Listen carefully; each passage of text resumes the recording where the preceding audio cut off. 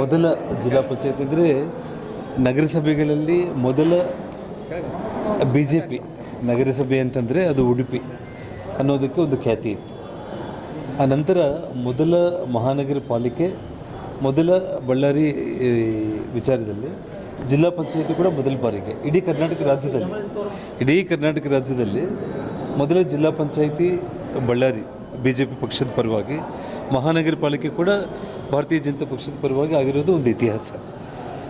ಒಂದು ಆ ಭಗವಂತನ ಕೃಪೆಯಿಂದ ನಾನು ಗಂಗಾವತಿಗೆ ಶಾಸಕನಾದ ಮೇಲೆ ಇವತ್ತು ಹಿಂದೂ ಮುಸ್ಲಿಂ ಅನ್ನೋಂಥ ಭೇದ ಭಾವ ಏನೂ ಇಲ್ದಾಗೇನೆ ಎಲ್ಲರೂ ಕೂಡ ಅಣ್ಣ ತಮ್ಮಂದ್ರ ರೀತಿಯಲ್ಲಿ ಇವತ್ತೇನು ಅಧ್ಯಕ್ಷ ಉಪಾಧ್ಯಕ್ಷ ಚುನಾವಣೆಯಲ್ಲಿ ಸಹಕಾರ ಕೊಟ್ಟು ಗಂಗಾವತಿ ಒಂದು ಇತಿಹಾಸದಲ್ಲಿ ಇವತ್ತು ಮೊದಲನೇ ಬಾರಿಗೆ ಭಾರತೀಯ ಜನತಾ ಪಕ್ಷದ ನಗರಸಭೆ ಅಧ್ಯಕ್ಷ ಉಪಾಧ್ಯಕ್ಷರು ಆಗಿರೋದು, ಅದು ಕೂಡ 28 ಸದಸ್ಯರ ಬಲದಿಂದ ಆಗಿರುವಂಥದ್ದು ಒಂದು ಇತಿಹಾಸ ಅಂತಲೇ ನಾನು ಹೇಳ್ತೀನಿ. ಆಪರೇಷನ್ ಕಮಲನಾ ಹಾಗಂತಲ್ಲ, ನಾನು ಶಾಸಕನ ಆಗದೇ ಇರುವಂಥ ಸಂದರ್ಭದಲ್ಲಿ ಗಂಗಾವತಿ ನಗರಕ್ಕೆ ನಾನು ಹೆಜ್ಜೆ ಇಟ್ಟಿದ ತಕ್ಷಣ ಪಕ್ಷಾತೀತವಾಗಿ ಜಾತಿ ಮತಗಳನ್ನು ಮೀರಿ ಎಲ್ಲ ಸರ್ವ ಸದಸ್ಯರು ಕೂಡ ನನ್ನ ಬೆನ್ನಿಗೆ ನಿಂತು ಅವತ್ತೇನು ಬಂದಿದ್ದರು.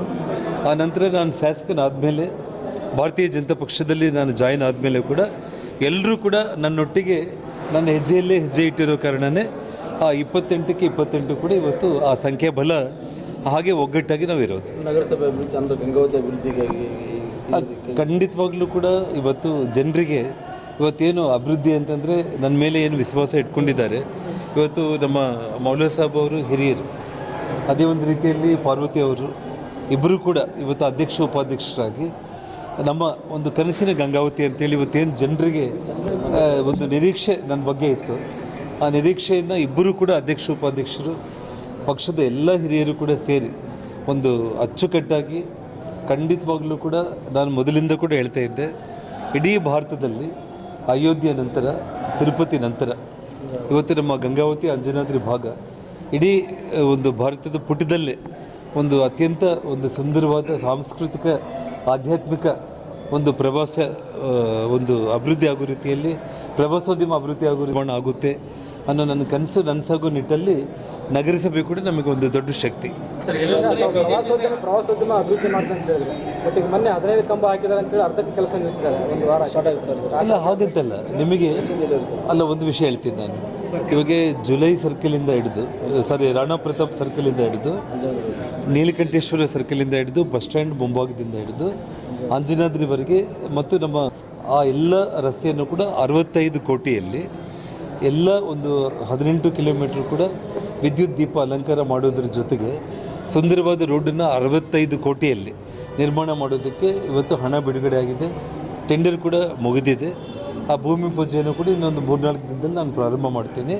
ಹಾಗಾಗಿ ಇವತ್ತೇನು ಅಂಜನಾದ್ರಿಗೆ ಹೋಗುವಂಥ ಒಂದು ಇವತ್ತು ನಾವು ಯಾವ ರೀತಿ ತಿರುಪತಿಗೆ ನಾವು ಹೋದರೆ ಅಲ್ಲಿ ಆ ಭಗವಂತನ ಹತ್ತಿರ ಹೋದಾಗೆಲ್ಲ ಕೂಡ ಆ ಒಂದು ಭಕ್ತಿ ಭಾವನೆ ಮೂಡೋ ರೀತಿಯಲ್ಲಿ ಏನು ಮಾಡ್ತೀವೋ ಆ ರೀತಿ ಕೇವಲ ಅಂಜನಾದ್ರಿಗೆ ಹೋಗೋ ರಸ್ತೆಗೆ ಮಾತ್ರ ಇವತ್ತು ಆ ಒಂದು ಭಕ್ತಿ ವಾತಾವರಣ ನಿರ್ಮಾಣ ಮಾಡುವಂಥ ಕೆಲಸ ಆಗುತ್ತೆ. ಹೌದು ಹೌದು ಹೌದು ಹೌದು ತಾವು ಇವಾಗ ನೋಡ್ತಾ ಇದ್ದೀರಿ 28 ಮಂದಿ ಖುಷಿಯಾಗಿ ನಿಮ್ಮ ಕಣ್ಮುಂದೆನೇ ಎಲ್ಲರೂ 28 ಮಂದಿ ಕೂಡ ಫೋಟೋ ತೊಗೊಂಡಿದ್ದೀವಿ, ಮಾತಾಡಿದ್ದೀವಿ. ಆ ರೀತಿ ಗೊಂದಲ ಏನೂ ಇಲ್ಲ ಸರ್.